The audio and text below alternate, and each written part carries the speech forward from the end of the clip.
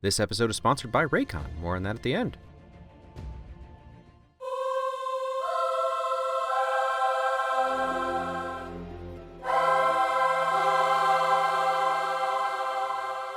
Realistic glows around the edges of the illuminated crescent shapes of these planets.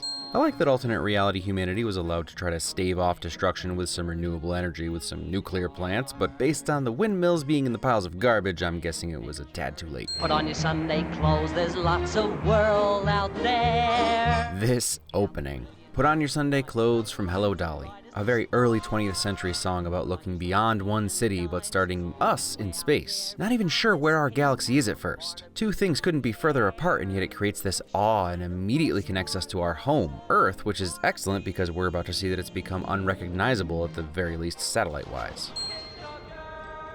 But then the happy-go-lucky feeling fades away as it gets to the ground. It's diegetic, so Wally is still bopping along, but our top-down POV is shifted to the stark truth.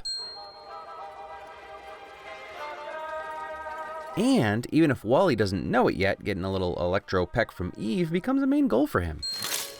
Hey, his track is already beat up. Oh my goodness, the shallow focus trying to follow the cockroach. I highly recommend watching this movie with subtitles on if you never have. I always had the feeling it was something like a grunt of acknowledgement, but adds even more relatable humanity to Wally, and once you see what he and Eve are saying, you really start to hear it as well.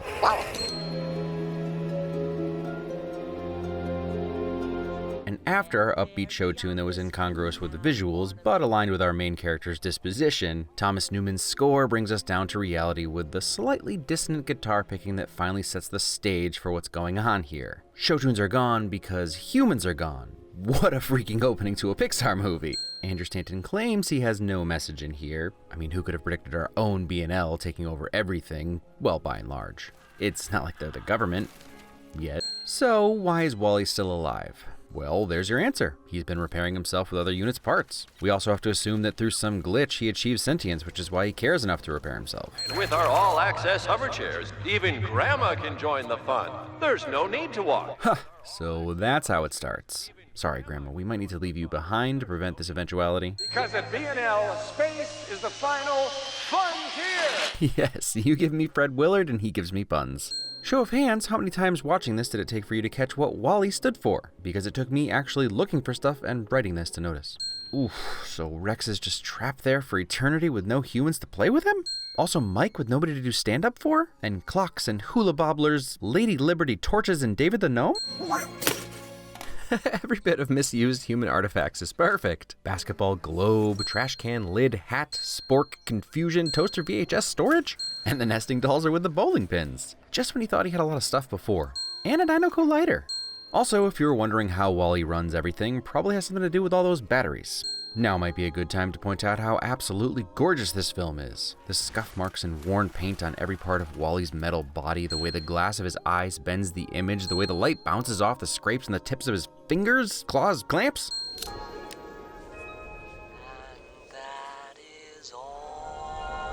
It's been said before, but there's so little dialogue in this opening, and we still get a full picture of who Wally is. Mindless robots don't notice the stars above them and then turn on music to set the mood for themselves, questioning what's beyond their trash heap. Nor do they gently rock themselves to sleep. When in doubt, make your robot drunk/hungover, it'll always kill. On a PC. I pass no judgment on a potentially centuries-old battery that goes from 3 to 0 bars overnight, even though, if I had to guess, I'd say Wally leaving his music playing all night probably had something to do with it, but either way, there's continuity with it since he has 4 bars when we first see him, and then 3 bars before bed, and then back to 9 after a full charge. It just doesn't get any better than Wally's reaction to mundane things. And there's your first Jude win. Gets a laugh from him every time. Space thruster shadowing that Sandra can't compete with.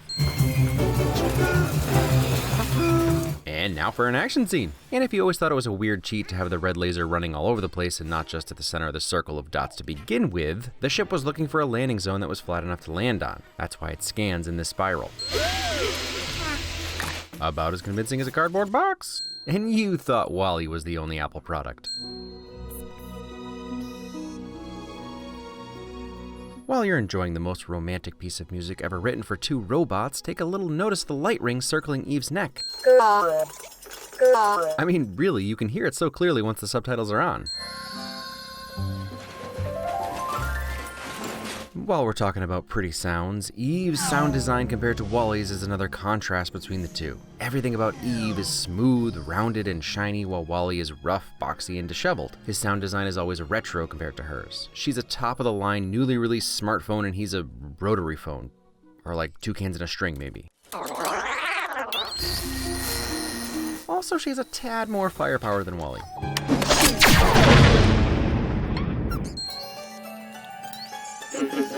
Also, another robot that has so much personality with not many words. Generosity? He used a Luxo lamp for an arm. I'll say that robot protagonists keep the Wile E. Coyote laws of nature making sense. Never any life in the Pizza Planet truck. So even prior to leaving Earth, it looks like they were doing passenger flights to space and then passengers floated back to Earth in capsules? Fun fact, Eve only gets stuck to the magnet because her power source powers up the magnet. There's a perpetual energy meme in there somewhere. But just like with the bulb, she's an energy source just by proximity. The crew wasn't 100% sure, but I'm 90% sure her last foreign language before English is Huttese. Listen to that and tell me it's not something Bib Fortuna would say. Doesn't get any better than that. Wally. Never mind. While I chuckle at Eve breaking Wally's stuff, I can't help but notice how every light, every little detail is reflected in her outer shell. And you more clearly see the servo in her arm, always moving around, and frame by frame later you can see the same in her head. Also dancing? The moment we learn that those Wile E. Coyote laws of nature don't always protect Wally, which makes it Eve's gotta fix Wally at risk losing him shadowing.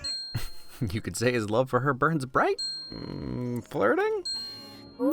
Based on that response, I'd say even Eve didn't know what her directive was, which is why she just said, Classified. And Wally does the only thing he knows works for him, a little vitamin D. These heat waves coming off the top of the truck, such a cool effect that I wish was less topical.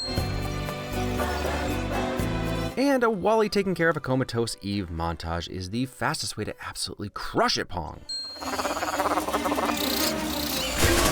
Even the way each action scene is shot is unique and entertaining.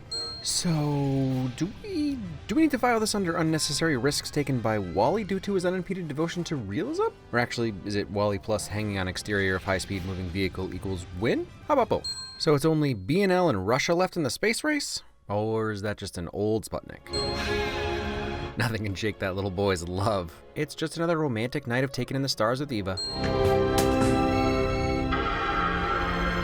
So that's why a Dyson Sphere would work so well. This silly robot cartoon has no business being this stunning.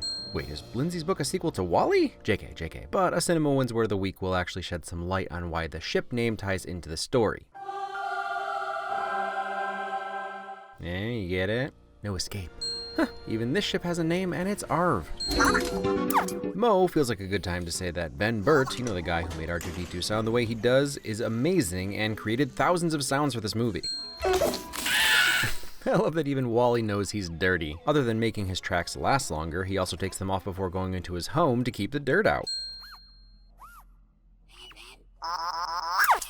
Again, 1/3 of the way through this movie, and the only real human voices we've heard have been pre-recordings, and we get another character whose deal we know immediately. He likes things clean. Affleck? Hey, I don't want to do that. Well, then what do you want to do? Living the dream. Don't even have to turn your head to keep up with friends. Take the cup. The old Ratzenberger pratfall. John. I can't think of anything better than pizza, ice cream, and egg in a cup. Try blue. It's the new red. Yeah, let's hope so. Because of lightsaber colors, you know. His keyboard is just ones and zeros. So they all served as captain for over 120 years, some as many as 140, meaning humans are now living way longer and have evolved to carry more adipose and less bone. Bigger arteries, maybe? Regenerative food buffet. Well, that's not replicators, that sounds like waste recycling. So it's a poop joke if you really think about it. Or, oh no, it's worse, isn't it? It's not waste recycling, is it? Love goggles, otherwise known as soft focus, or even better, a Vaseline lens. Wally's always so helpful. Wally. Politeness.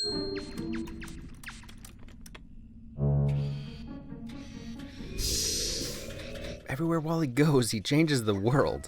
So much happens in the background of this movie. Defibrillator robot lighting test dummies on fire. Eve not trusting the carousel of compartments, or just the trash blowing in the wind behind Wally. Whoa. More flirting. Man, that is a thing I absolutely did at 8 or 9 years old to much older girls. That's a weird thing to leave in. Wally's alive. If you're wondering how the plant stayed alive in space, Eve is the extraterrestrial vegetation evaluator, meaning she'd have all the necessary tools to save a plant, even oxygen. Hugging.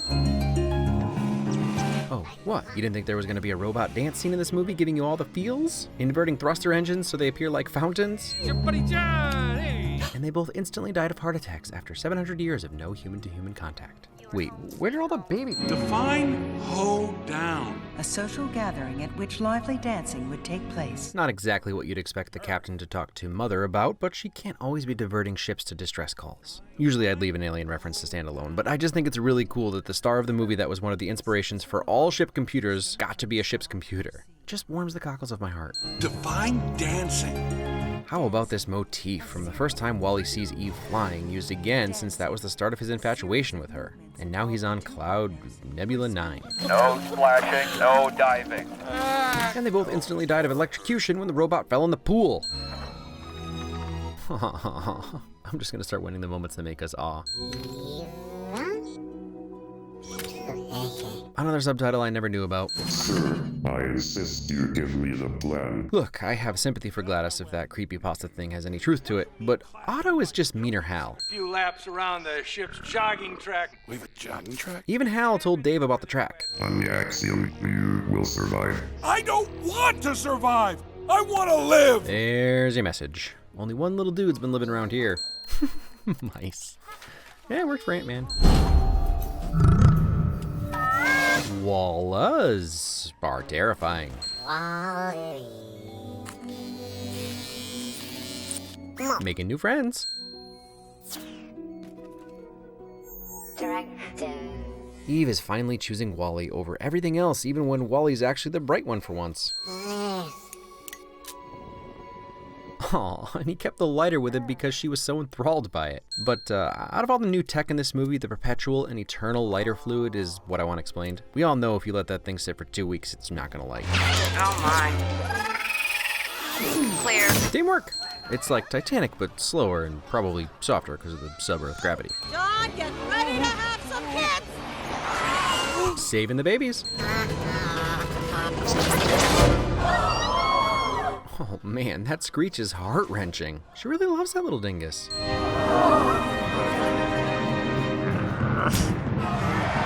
Don't laugh at him. You don't laugh at the monkey using the tool. These are babies' first steps since they're all giant babies. Also, that reminds me that this is actually the second 2001 reference, which makes even more sense now. The same Johann Strauss piece was used for the Captain's Morning Rundown as the introduction to the space station. That one was a little more sarcastic than Strauss's other piece used, which is equally a step forward in evolution for them. You are relieved of duty. So now he's Manuel? Operate Manuel.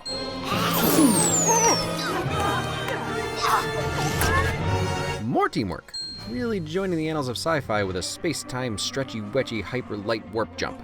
Oh my gosh, he never moved that whole time because Wally told him to stay. It's a happy ending version of Jurassic Bark, uncalled for, narrator, uncalled for. And they all instantly died of sunburn, heat exhaustion, gravity crushing their feeble bones, you name it, after 700 years of vacation gravity, temperature control, and being indoors permanently. Fulfillment of that Chekhov's eye from earlier. And look, we appreciate the help, but you had to blow up his roof? Man, There's something in here about our jobs crushing the things we care about, but I'm gonna ignore that and say how sad it is to see Wall-E gone. His collections, the things that made it clear he was unique, now trash to him. Wall-E! Wall-E! Tears for Eve's loss, and more tears for Wall-E's cold dead eyes. So, I sort of like the idea that Wall-E's sentience is actually a malfunction. Something must have shorted out a long time ago, a lightning strike, or maybe as the last robot on Earth, he just evolved, which is really just trial and error anyway. But maybe Wall-E questions everything and feels emotions because he's not a perfect robot, much in the same way that humans are not perfect, nor are our emotions neat and tidy. So this little shock maybe shorts out whatever was inhibiting all of Wall-E's memories and he comes back. Eva? Wall-E. Okay. Now the tears. Eva? And he finally gets that requited love we all so desperately need. Farming! You kids are gonna... Okay, but these kids clearly only saw the first half of Idiocracy if what I think is in the cup is in that cup. And just in case you thought I was serious about them all dying, we get to see them thrive through our own history's different versions of recording history, from cave drawings to technical sketches and paintings. You're looking at a Kalima in your future, just saying. LED would have been more energy efficient, but it's cool. Wall-E literally can't help himself from helping others.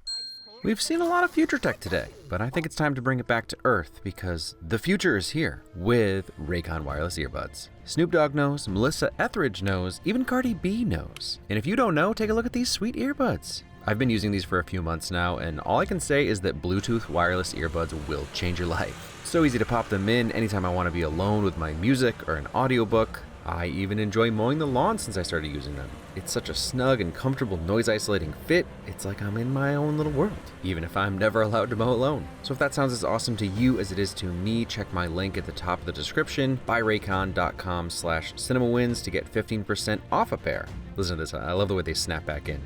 There are no stems or anything sticking out at all, they fit right inside, and they're half the price of other premium wireless earbuds. The everyday E25 earbuds are the best model yet, 6 hours of playtime, seamless Bluetooth pairing, more bass, also a bunch of fun colors, so if you want 15% off your own pair, go to buyraycon.com/CinemaWins.